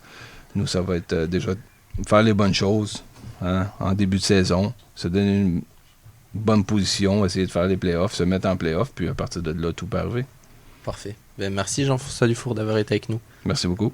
On vous souhaite une belle saison. Ce week-end, les entrailles du stade Louis II ont vibré pendant 2 jours lors de la première étape du Mare Nostrum, un meeting où se retrouve l'élite mondiale de la natation. Ils étaient plus de 300 nageurs à plonger dans le bassin du centre nautique Albert II. Quentin, vous avez suivi le meeting dans son ensemble et il y a eu du niveau. 55 médaillés mondiaux, 46 nations représentées, plus de 2000 personnes présentes au cours du week-end. Il régnait une ambiance des grandes compétitions à la piscine du stade Louis II. Pour cette 42e édition du meeting international de Monaco, première étape du circuit Mare Nostrum, plusieurs noms ronflants de la natation mondiale s'étaient donné rendez-vous. Parmi eux, le recordman du monde du 50 mètres d'eau, le russe Kleiman Kolesnikov, la hongkongaise Siobhan Bernadette Auguet, spécialiste du 200 mètres nage libre, ou l'italien maître de la brasse Nicolo Martinenghi. Tous se sont défiés sur les fameux tournois de vitesse à élimination directe sur 50 mètres, faisant la singularité du meeting monégasque. L'équipe de France, elle, avait fait le déplacement en petit comité, avec le viseur pointé vers les championnats du monde qui se tiendront à Singapour fin juillet. Alors pas de Léon Marchand au départ, mais un certain Maxime Grousset, le médaillé olympique à Paris sur le relais 4 fois 100 mètres nage libre, a légèrement déçu. Il échoue 2 fois aux portes du duel final sur 50 mètres papillon et 50 mètres d'eau. Pour remonter le moral du clan tricolore, Beryl Gastaldello, ancienne nageuse de Nice, et Michel Arkangelski, originaire d'Antibes, sont tous les deux repartis avec des breloques. La première se part d'argent sur 50 mètres nage libre en 24,87 et le second s'adjuge l'or sur 100 mètres papillon avec un chrono très encourageant de 51,48, améliorant son record personnel de près d'1 seconde. On les écoute, ils étaient forcément satisfaits. C'est vraiment top de faire top 2, donc je suis satisfaite, mais la prochaine fois, j'espère ne pas faire deuxième. J'ai hâte de voir ce que ça va donner. Très content, j'étais encore sous antibiotiques jusqu'à mercredi, donc très content, ça veut dire que le travail aux États-Unis que je fais porte ses fruits. Donc là je suis revenu en nageant pour le cercle des nageurs de Marseille, très content de ce que j'ai fait, et là c'est que l'entraînement pour les championnats de France qui arrivent dans un mois. L'an passé, le meeting de Monaco avait connu 4 records du Mare Nostrum. Cette année, les chronos se sont un peu moins affolés. Seulement une seule marque a été effacée des tablettes, celle du 50 mètres d'eau. Le russe Kleiman Kolesnikov a torpillé le bassin en 24,44, soit un tout petit centième de mieux que le précédent record détenu par Michael Andrew depuis 2019. Alors pourquoi cette année l'horloge n'a pas explosé? Le coordinateur du meeting, Guillaume Dazin, tente de trouver une explication. Habituellement, sur une première étape, on a très peu de records, voire aucun. Là, on en a eu un. Je pensais qu'on allait en avoir un autre avec Nicolo Martinenghi en finale du 50 brasses, qui était capable de faire, il s'est fait disqualifier. Et Benedetta Pilato, en série, elle a nagé plus vite qu'en finale. Donc, chose complètement à l'envers. Les sportifs, en fait, qui font les 3 étapes, ils y vont à crescendo. Ils ont tranquillement la première étape, un peu plus vite la deuxième, et à la troisième, ils lâchent tout. En ce qui concerne les nageurs locaux, une délégation importante de l'Olympique Nice Natation avait fait le très court déplacement. Le club niçois rapporte de cette première étape 3 médailles, dont 2 pour Lilou Ressancourt. La nageuse spécialiste du papillon a remporté le 200 mètres en 2:09,79. La veille, elle avait récolté le bronze sur le 100 mètres. Une bonne préparation dans l'optique des championnats de France pour la niçoise de 21 ans. C'est un week-end réussi, les temps sont plutôt bons et c'est encourageant pour les championnats de France, donc oui, on peut dire ça. J'adore ce meeting parce qu'il est proche de la maison, parce que c'est toujours bien organisé, parce que généralement je nage bien. Dans l'ensemble, c'est plutôt encourageant du coup d'avoir de bons résultats compte tenu de notre forme. Car oui, pour la plupart des nageurs, ce meeting servait surtout à se jauger avant les grandes échéances estivales. Et nous suivrons les performances des nageurs niçois lors des championnats de France élite qui se dérouleront à Montpellier du 14 au 19 juin prochain, avant peut-être d'en retrouver fin juillet à Singapour lors des mondiaux. Pour le Mare Nostrum, désormais cap sur Barcelone dès demain avec la 2e étape. Ce week-end, les moteurs ont sifflé dans l'arrière-pays maralpin. Au programme, le rallye d'Antibes, 3e manche du championnat de France asphalte. Et le moins que l'on puisse dire, c'est qu'un homme a survolé les débats, Lucas Sanson. Deuxième victoire en 3 manches pour Johan Bonato. Le pilote Citroën a su déjouer tous les pièges et faire face aux conditions climatiques changeantes. Opposé face au niçois Eric Camilli, Johan Bonato a profité d'un meilleur choix de pneus sur les spéciales pluvieuses du samedi après-midi pour s'envoler. Le niçois, quant à lui, a abandonné dimanche matin pour problème mécanique. Réan Gani et Raphaël Lassier complètent le podium. Et cette année, il y avait une petite particularité en plus de l'épreuve moderne. Et oui Bastien, le championnat d'Europe des rallyes historiques a fait halte sur la Côte d'Azur. Les spectateurs ont été gâtés avec des voitures légendaires, Porsche 911, BMW M3 ou encore Ford Escort. Le français Tom Pierry s'est imposé. Pour la petite anecdote, l'ex-pilote WRC et directeur du team Toyota Jari Matti-Latvala était présent au volant d'une Toyota Celica. Des précisions de Lucas Sanson. On accueille notre 5e et dernière invité du soir. On laisse s'installer tranquillement. Rémi Charpentier, bonsoir. Bonsoir. Vous êtes le directeur de Meeting Nikaya. Est-ce que vous pouvez dans un premier temps présenter d'une manière globale cet événement ? Alors le Meeting Nikaya, c'est un meeting d'athlétisme international reconnu par la Fédération mondiale d'athlétisme, World Athletics, qui a eu ses plus belles années de 1976 à 2001. Donc dans les années 90, c'était Bruxelles, Zurich et Nice qui étaient parmi les meilleurs meetings du monde. Malheureusement en 2001 il a cessé d'exister pour des raisons budgétaires et avec l'équipe de l'ASPTT Nice Côte d'Azur Omnisport, nous l'avons relancé en 2023 avec d'un nouveau mode de fonctionnement, donc pas du tout au même niveau, c'est plus un meeting européen, mais avec un gros pilier d'inclusion avec des épreuves paralympiques incluses dans le programme international. Un pilier social avec des opérations dans les écoles, beaucoup de développement durable, donc un meeting dans l'air du temps. Et cette année, il y a une particularité, c'est que le meeting va se dérouler en 3 temps, avec des épreuves hors stade. Pourquoi avoir fait ce choix de se déplacer en dehors du stade Charles Herrmann ? Comme je disais, c'est un meeting dans l'air du temps, et c'est vraiment ce à quoi les instances internationales aspirent, c'est-à-dire sortir l'athlétisme du stade et aller à la rencontre des gens dans différents contextes. Et on a la chance à Nice d'avoir des infrastructures incroyables existantes en ville. Donc effectivement, on va faire un lancer de poids sur la plage des Ponchettes, à l'emplacement du terrain de beach volley, le jeudi 29 mai. Et le vendredi 30 mai, nous allons organiser 2 courses de miles sur route consécutives, place Masséna, avec une boucle. Qu'est-ce que cela implique niveau logistique de boucler la plage des Ponchettes ou la place Masséna quand même, quand on sait qu'un vendredi soir il y a du passage ? Donc on a essayé d'être stratégique dans ces emplacements. Donc le lancer du poids va se réaliser sur le terrain de beach volley. Donc on va quand même rester assez cadré en termes d'espace. Et on va faire l'installation éphémère pendant la journée. Un géomètre qui va venir à midi pour certifier la validité de l'installation. Et pour le road mile place Masséna, on va donc faire une boucle de 300 mètres barriérée. Mais à 22h, le gros avantage, c'est que le trafic routier, mais surtout du tram, est beaucoup moindre. Donc, on coupera la circulation. L'impact sur la circulation sera moins important.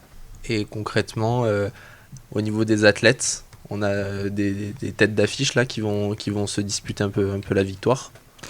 Alors, ce meeting a une très forte attractivité pour les athlètes, parce qu'on est sur la Côte d'Azur. Les conditions météo sont très souvent favorable également pour le demi-fond. Et donc par exemple on va avoir un champion d'Europe de 10 000 mètres qui viendra sur 1500 pour tenter de battre le record national de Suisse, donc Dominique Lobalou, qui a gagné à Rome l'été dernier et qui a fait 4e au jeu dans la foulée. On a également, donc là c'est on va dire notre star française, mais également de Nice, qui est Gabriel Tual, qui alors lui c'est encore plus particulier, c'est pas qu'il a changé de distance, il s'est adapté aux distances, il nous a demandé une distance en particulier à Nice le 31 mai, c'est-à-dire un 600 mètres, parce que la saison va être très longue, elle va finir fin septembre à Tokyo pour les championnats du monde, donc ils peuvent pas démarrer directement par des 800 mètres, donc il nous a demandé un 600 mètres spécialement dans le cadre de sa préparation. Et Gabriel Tual, pour la petite histoire, en 2021, quand on avait fait un meeting international qui a été à la genèse du retour du Nikaya, c'est à cette occasion qu'il a fait ses minima pour les Jeux Olympiques de Tokyo, de Tokyo, où il est allé glaner une 7e place. Très bien. Et pour vous, en tant que directeur, c'est vous qui démarchez les athlètes, comment ça se passe quels sont vos rôles là concrètement?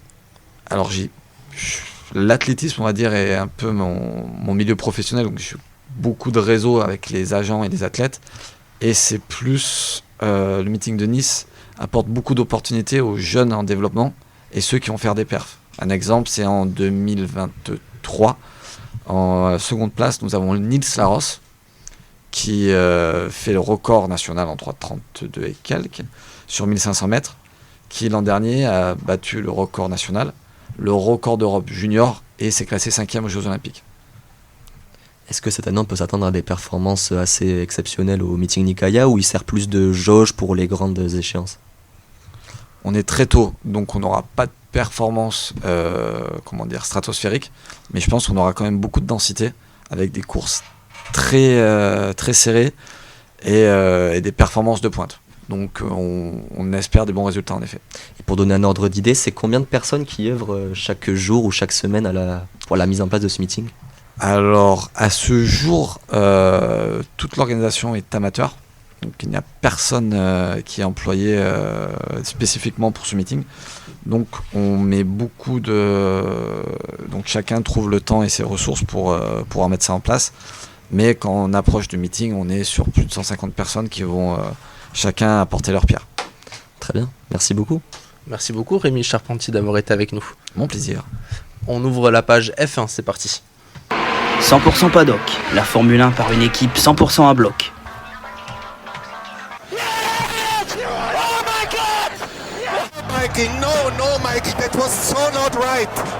Retrouvez-nous tous les lundis à 18h en live sur Twitch et en rediffusion sur YouTube le mardi.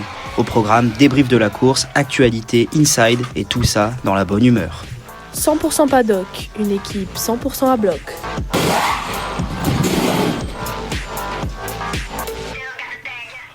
Victor Andrès, bonsoir. Bonsoir. Vous nous faites un bref retour sur le début de saison de notre pilote monégasque, Charles Leclerc. Oui, alors si on reprend le fil de la saison du pilote monégasque, ce début d'année 2025 est plutôt mi-figue mi-raisin. 3 courses où il a maximisé le potentiel de sa voiture. Il signe 2 quatrièmes places consécutives au Japon et à Bahreïn, avant de monter sur la 3e marche du podium en Arabie Saoudite. Mais c'est aussi 3 courses très difficiles, la 8e place en Australie après une mauvaise stratégie sous la pluie, la disqualification en Chine, et la 7e place à Miami après un imbroglio avec Lewis Hamilton. Enfin, dimanche dernier à Imola, la séance de qualification a tourné au cauchemar pour Leclerc et Hamilton. Les 2 pilotes ont été éliminés dès la Q2 pour la course à domicile de Ferrari. Ils se sont élancés 11 et 12e lors du Grand Prix d'Émilie-Romagne, Grand Prix où Charles Leclerc a été malchanceux avec la voiture de sécurité. Il termine finalement 6e suite à une belle course d'attaque. Après plus d'un quart de saison disputée, la situation n'est pas favorable pour la Scuderia Ferrari dans son ensemble. La voiture n'est pas au niveau des McLaren, Mercedes, la Red Bull de Verstappen, voire des Williams sur certains circuits. Ferrari est seulement 4ème au championnat constructeur, avec un retard de 165 points sur McLaren. En cette semaine de Grand Prix de Monaco, que peut espérer concrètement Charles Leclerc à domicile? Une nouvelle victoire comme la saison dernière ou il faut s'attendre à une course plus compliquée? Eh bien, malheureusement pour les fans du pilote monégasque et de la Scuderia, le principal intéressé est très pessimiste avant son Grand Prix à la maison. Non, voilà la réponse sans hésitation de Charles Leclerc au micro de Canal+, sur son optimisme avant le Grand Prix de Monaco. Le circuit de la Principauté ne correspond pas du tout aux qualités de la Ferrari et il faudra compter sur un miracle pour voir le monégasque sur le podium. Mais à Monaco, rien n'est impossible. Sur le seul circuit de la saison où le samedi est plus important que le dimanche, un tour de génie de la part du numéro 16 en qualification pourrait rebattre les cartes. De plus, l'obligation de s'arrêter 2 fois au stand, introduite cette année pour le Grand Prix de Monaco, pourrait profiter à Ferrari, dont ses mécaniciens réalisent une saison parfaite pistolet en main. Les moteurs vrombiront dès le jeudi dans la Principauté. Quel est le programme de ce week-end particulier? À Grand Prix exceptionnel, programme exceptionnel, le week-end de course commencera dès le jeudi avec les essais libres des catégories support du Grand Prix de Formule 1, à savoir la Formule 2, la Formule 3 et la Porsche Super Cup. Le programme reste inchangé pour la Formule 1, essais libres le vendredi et le samedi matin, qualification à 16h le samedi, Grand Prix à 15h le dimanche. Pour les passionnés n'ayant pas eu les moyens d'obtenir une place en tribune, ce qui est tout à fait compréhensible à Monaco, une fan zone sera ouverte du jeudi au dimanche de 8h à 21h à la place d'Armes dans le quartier de la Condamine, écran géant pour suivre toute l'action en piste, simulateurs, jeux, concerts et même interviews des pilotes et directeurs d'équipe. Il y aura de quoi vivre à 100% le Grand Prix de Monaco. Alors, Victor, vous le spécialiste, qui va gagner ce Grand Prix ce week-end? Vos pronostics là. Allez, un podium. Moi j'ai un pronom. Je vous demande après, Quentin Barbazan, on écoute d'abord le spécialiste. Moi je vais pas être très original, mais Verstappen va l'emporter. Il est vraiment en forme et je pense qu'il va quand même montrer son talent. Je dirais Russell 2ème et Piastri 3ème. Et moi Isaac Hadjar, il a montré qu'il avait des réflexes énormes sous le tunnel à Monaco, donc il aura des réflexes énormes ce week-end encore. Donc Isaac Hadjar, et puis Cocorico. Pour la victoire? Oh, Isaac Hadjar. D'accord. On a des noms très forts dans le public, certaines qui voient sûrement Lando Norris, peut-être. Oscar Piastri, d'accord. Faire dans l'originalité un peu. Eh bien écoutez, on verra donc ce Grand Prix à suivre sur Canal+ ce week-end, Grand Prix de Monaco.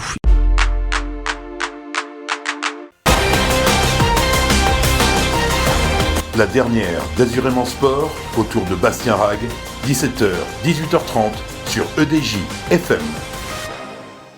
On est dans le temps additionnel de cette émission, tout est prévu. Malo Comor, vous souhaitiez dire un dernier mot avant qu'on se quitte là? J'aimerais bien faire un retour, donner mon humeur sur cette année qu'on a partagé tous avec Azurément Sport qu'on a créé il y a 1 an. Donc un an à couvrir sur les terrains, à galérer avec les micros, à se battre contre les fautes et les fuseaux horaires de publication. 1 an de textes envoyés à minuit, de tarolus, de WhatsApp en feu, de café froid, de nuit sans sommeil après un match un peu fou. Mais surtout 1 an de nous, de cette bande de potes qu'on appelait partout Azurément Sport, même quand on était juste en train de manger aux rues. Ah, c'est vous Azurément Sport. Et nous, un peu gênés, un peu fiers, on répondait ouais, c'est nous. À la base, c'était juste une idée, faire un média local par passion. Mais pas n'importe quel média. Un média pour parler des sports qui grattent difficilement 2 lignes dans les journaux, de ceux où les tribunes sont clairsemées mais les cœurs pleins, des disciplines qu'on regarde trop peu mais où on vit intensément. Un média pour raconter ces sportifs qui se lèvent à l'eau pour s'entraîner, qui bossent à côté, qui rêvent sans projecteur. On voulait avant tout rendre justice, mettre en lumière ce qui est trop souvent dans l'ombre. Commencer notre métier de journaliste par le commencement, en écoutant, en donnant la parole, en racontant ce qui compte, pas ce qui buzz. Très vite, ça a été autre chose. Ça a été des souvenirs, des matchs fous à Monaco, à Nice, à Toulon, un fou rire au téléphone avec un coach, un live improvisé qui part en vrille, des galères de montage. Des moments où on était cuits, rincés mais heureux, parce qu'on faisait ce qu'on aime ensemble, et surtout, on n'était pas seuls. Tout au long de l'année, d'autres étudiants nous ont rejoints pour couvrir plus de sport, réaliser plus d'interviews, inventer plus de chroniques, donner encore plus de voix à ceux qu'on n'entend jamais. Ils ont ajouté leur regard, leur idée, leur énergie. Ils ont enrichi l'aventure, ils ont rendu plus grande que nous. Ça a été une amitié, pas juste une équipe de rédac, non, un groupe uni, complémentaire, qui s'est soudé comme une vraie bande. Bastien et sa voix qui rassemble, Quentin et sa plume précise qui posait les mots justes sur nos idées folles, Maxence toujours le casque à la main, les yeux dans l'école, Samson qui connaît le rugissement d'un moteur comme d'autres connaissent une chanson, Godin le coureur, le discret au cœur immense, Baptiste le regard basse-tête, les analyses fines et les punchlines qui claquent, et puis moi Malo qui regardait tout ça, qui notait tout pour ne rien oublier. On était des potes, on est devenu une famille, aujourd'hui chacun prend sa route, des stages, des rédactions, des avenirs à écrire. C'est la fin d'un chapitre, mais pas la fin d'une histoire. Parce que Azurément Sport continue. Il passe le relais et entre de nouvelles mains, celle de Lisa notamment qui va reprendre le flambeau avec fraîcheur, envie et talent. On part, mais on laisse derrière nous plus qu'un média, un projet né d'une idée, d'un besoin d'écrire et de comprendre, une aventure faite de passion, de maladresse, de textes imparfaits mais vrais, et des souvenirs qu'on gardera longtemps, très longtemps. Merci à tous, à ceux qui nous ont lus et surtout pas lus, encouragés et les autres, à ceux qui nous ont fait confiance ou non, à cette bande de jeunes journalistes qui, avant d'écrire le monde, voudraient simplement l'aimer. Et vous savez quoi ? On a réussi. Merci, Bravo, c'est beau. Bravo Malo, le poète de la bande. Quentin, ça a été une année riche, une année très sportive. Qu'est-ce que tu retiens toi de tout ça et quel était ton meilleur moment là ? Je retiens beaucoup de choses. Déjà, c'était pas une année, c'était même 2. On se connaissait pas, à part toi, Bastien. Et puis, on était tous animés par une même passion, parler de sport. Et puis, on a eu ce débat-là autour d'une table à Monaco. On s'est dit, qu'est-ce qu'on fait pour ce site web ? Qu'est-ce qu'on fait pour cette émission de radio qu'on va monter ?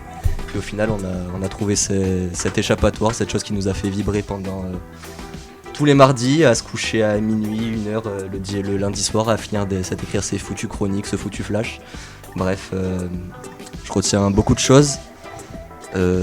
Quoi dire le rugby, le stade niçois, tout, même tous ceux qui suivent là, je vous souhaite que le meilleur. Et puis surtout, toi Lisa, prends-en soin et puis voilà. Justement, la passation est assurée, elle a déjà été assurée à la présentation quelques fois. Lisa, qu'est-ce que tu retiens d'Azurément Sport là ? C'est que le début pour toi. Tu as déjà mis les pieds dedans, qu'est-ce que t'en retiens ? Alors oui, pour moi c'est que le début, mais ça a commencé il y a quand même quelques mois et je pense que je vous le dirai jamais assez, mais merci de m'avoir fait aimer la radio, de m'avoir fait découvrir la Côte d'Azur qui n'est pas ma terre, mais que j'ai su apprécier. Les clubs que vous suivez sont devenus les miens aujourd'hui, je pense que j'ai vu des matchs auxquels j'aurais jamais eu l'occasion d'aller voir en fait si vous étiez pas là. Donc je vous remercie tous les deux et toute l'équipe d'Azurément Sport de me faire confiance pour la passation. Effectivement, j'ai déjà eu l'occasion de toucher à la présentation. J'ai aussi hâte des cafés froids et des nuits blanches, comme l'a si bien dit Malo. J'espère que les chroniqueurs l'année prochaine seront assidus quand on leur envoieront dans le WhatsApp. T'as écrit ta chronique Enfin bref, je vous souhaite forcément le meilleur pour la suite parce que vous le méritez et encore une fois, je ne vous dirai jamais assez merci de me faire confiance et de me donner la flamme de l'émission et j'espère être à la hauteur de ce que vous avez fait cette dernière année. On n'accorde pas la confiance à n'importe qui non plus. Lisa aussi, tu fais partie de ce projet-là, tu as été très active, tu as beaucoup contribué à Azurément Sport cette année. Quel retour tu fais, quel bilan tu fais de cette année et pareil pour toi, c'est que le début. C'est un petit peu comme Lisa, j'ai eu beaucoup d'occasions que j'aurais jamais eues. J'ai notamment beaucoup été au basket avec toi Bastien, ce qui m'a beaucoup apporté parce que j'adore le basket mais j'avais pas vraiment été à des compétitions d'aussi haut niveau et surtout avec toi qui est un petit peu spécialiste aussi, ça m'a fait plaisir et surtout d'ouvrir un petit peu mes horizons on va dire sur d'autres sports parce que quand même on a la chance d'être dans une région qui a vraiment beaucoup de sports à assez haut niveau quand même, donc on arrive à couvrir un grand nombre d'événements, donc ce qui fait que ça nous met vraiment dans le rythme de la vie active d'un journaliste, donc c'est cool. J'ai un petit peu moins hâte de me coucher à 1h du matin. Lisa, je te laisserai cette tâche.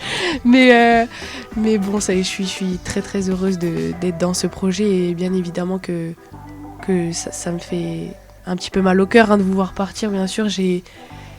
Vous êtes un petit peu mes premières accroches avec Lisa et 2-3 autres personnes de ma classe de cette école. Donc ça me fait un petit quelque chose de vous voir partir, bien sûr, mais bon, on remplace les meilleurs, donc ça fait plaisir aussi quelque part. Exactement, c'est ça. Et donc j'ai hâte d'essayer un petit peu de faire grandir encore plus que ça ne l'est déjà cette émission. Et on vous tiendra au courant et j'espère pour vous que vous aurez de beau travail. Vous n'aurez pas besoin de nous tenir au courant, on gardera un œil dessus.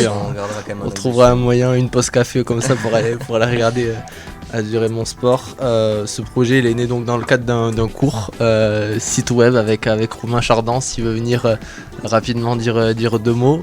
Déjà merci de nous avoir fait confiance et de nous avoir laissé un peu beaucoup de liberté et carte blanche sur ce qu'on faisait, quoi. Mais surtout merci à vous, parce que vous avez su vous saisir d'un projet de cours au final, qui n'avait pas forcément vocation à être poursuivi, parce qu'il n'y en a pas beaucoup qui ont poursuivi l'aventure derrière. Vous avez été que 2 groupes l'année dernière à vous lancer dans quelque chose comme ça. Et 2 projets qui sont des réussites en plus de ça, en InfoG et puis vous sur le sport. Et c'est vrai que vous avez su rapidement trouver la ligne édito qu'il fallait. Et on avait discuté après un petit peu l'été dernier pour bosser sur ce projet d'émission de radio. Et j'ai que de la fierté aujourd'hui qui reste. Et un peu de tristesse de vous voir partir aussi, parce que j'ai des grands soldats qui s'en vont et qui ont fait un super taf toute l'année. J'aurais bien aimé qu'on puisse continuer à bosser ensemble, que ça puisse prendre plus d'ampleur encore. J'espère que ce sera le cas avec l'Elisa. Mais non, j'ai que de la fierté et des remerciements à vous adresser pour tout ce que vous avez fait cette année, et puis surtout pour l'énergie que vous avez insufflée autour de votre émission. Parce que votre émission, elle a su accueillir des gens, des étudiants de l'école qui venaient d'un peu toutes les promos. Et ça, c'est vraiment super, parce que c'est aussi ça l'esprit que je veux dans les médias, à savoir des émissions qui permettent à tout le monde de bosser, de travailler ensemble, et puis de se connaître tout simplement, et de tisser des liens comme vous avez su le faire avec tout le monde. Très bien. Je pense que c'était les derniers mots de la fin, même si on aimerait rester à l'antenne encore des minutes, des heures. C'est l'heure de raccrocher, de passer la main, comme on dit, de passer le relais. On était les Jedi, vous êtes nos petits Padawan qui vont devenir Jedi par la suite. Non, c'est un enfant, un bébé, notre projet qu'on a fait grandir et qui continuera de grandir l'an prochain. Donc merci à toutes et à tous ceux qui ont contribué, ne serait-ce qu'une fois. Je crois qu'on est à la 26e émission, je crois que j'avais compté, il y a justement au moins 26 personnes qui ont participé, ne serait-ce qu'un peu. Donc merci à Luc pour la régie de cette émission. Ça a été long, il a lutté, mais ça s'est fait, il y a eu des imprévus, il a tout corrigé comme il fallait. Merci à tous nos invités qui nous ont accordé du temps cette année, c'était génial de pouvoir discuter, les rencontrer. Et puis c'est pas fini, de toute façon ça va continuer, ce n'est qu'une pause, et nous on se revoit très bientôt. On se dit à très vite sur les ondes. Ciao ciao.